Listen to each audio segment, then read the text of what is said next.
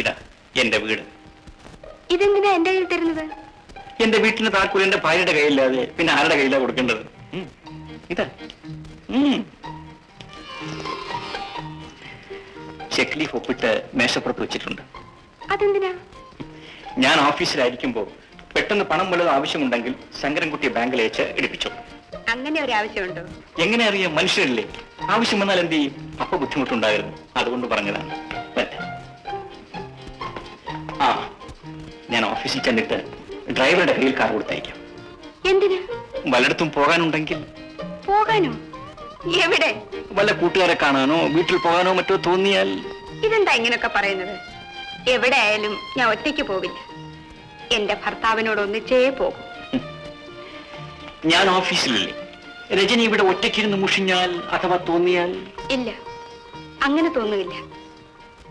എന്റെ ഭർത്താവിന് തോന്നുന്നതേ ഞാൻ ചെയ്യൂ. ക്ഷമിക്കൂ, രജനിക്ക് ഒരു ബുദ്ധിമുട്ടും ഉണ്ടാകരുത്, അതുകൊണ്ട് ഞാൻ പറഞ്ഞു പോയതാണ്. ഞാൻ വരട്ടെ.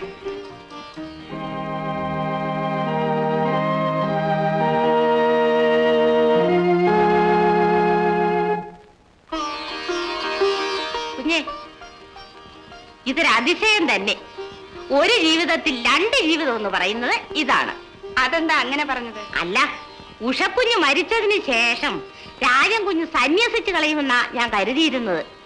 അതിൽ നിന്ന് പിടിച്ചു വലിച്ചു കൊണ്ടുവന്ന് രാജൻ കുഞ്ഞിനെ ഇങ്ങനെ ആക്കിയെടുത്ത കുഞ്ഞിനെ ഞങ്ങൾ സമ്മതിച്ചിരിക്കുന്നു. ആണുങ്ങളാണെന്ന് വിചാരിച്ച് അങ്ങനെ അങ്ങോട്ട് വിട്ടുകൊടുക്കാൻ ഒക്കുവോ മാധവിയമ്മേ? അതാ അതിന്റെ ശരി. ആണുങ്ങളായാൽ പെണ്ണുങ്ങളുടെ കൈക്ക് ഒതുങ്ങണം.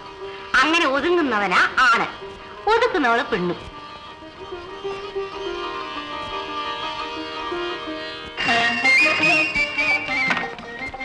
ഹലോ രജനി, ക്ഷമിക്കണം, ഞാൻ ഒരു 5 മിനിറ്റ് താമസിച്ചേ വരുള്ളൂ.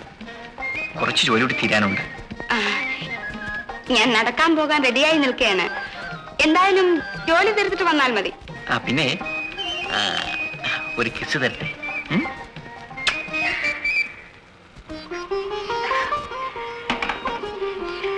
രാജേട്ടന്റെ ഓഫീസിൽ നിന്ന് വരാൻ 5 മിനിറ്റ് കൂടെ താമസിക്കും അത്രേ.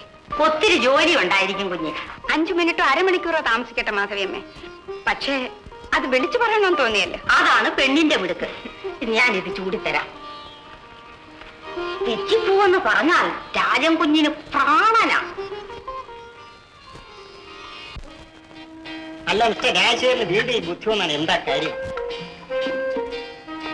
ഏത് ബുദ്ധി? നിങ്ങൾ മദ്യപാനം നിർത്തിയിരിക്കില്ലായിരുന്നു, അതോടെ നിങ്ങൾ നശിച്ചു എന്ന് കരുതി നിങ്ങളെ ഞങ്ങൾ പുറന്തള്ളിയിരിക്കുകയായിരുന്നു. ഇപ്പോൾ ഈ ബോധോദയം എങ്ങനെ ഉണ്ടായി? ബോധോദയൊന്നുമല്ല, ഒരു ഭാര്യ ഒന്ന് നിർത്തിവെച്ചു, വേറൊരു ഭാര്യ ഒന്ന് തുടങ്ങിച്ചു. ചില ഭാര്യമാർ കുടിപ്പിക്കും, ചിലർ കുടിപ്പിക്കില്ല.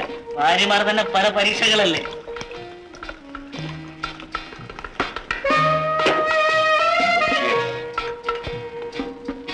ഇത്തിരി ഒന്ന് തണുപ്പിച്ചിട്ട് ഒഴിച്ചു വെച്ചാൽ പോരായിരുന്നോ കുഞ്ഞേ? വേണ്ട, ചിലപ്പോ താമസിച്ചാണ് വരുന്നെങ്കിലോ. ചൂടായിരിക്കട്ടെ. ചൂടുണ്ടോ? ഉണ്ട് സാർ.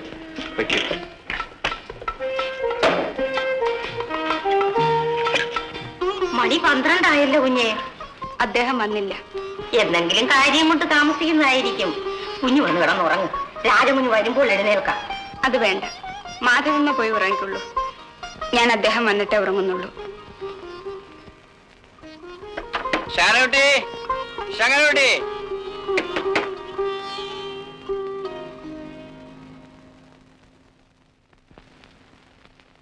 എന്താ ഇത്ര താമസിച്ചത്? ഓഫീസിൽ വലിയ ജോലി തിരക്കായിരുന്നു.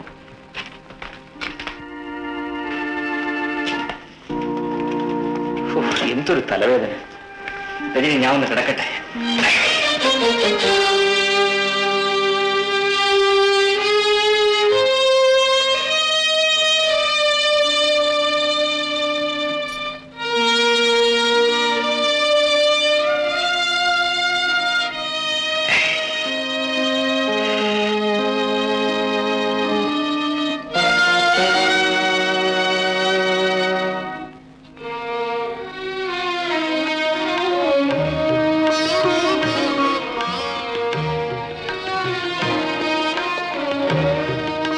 ഡോക്ടറെ വിളിക്കട്ടെ?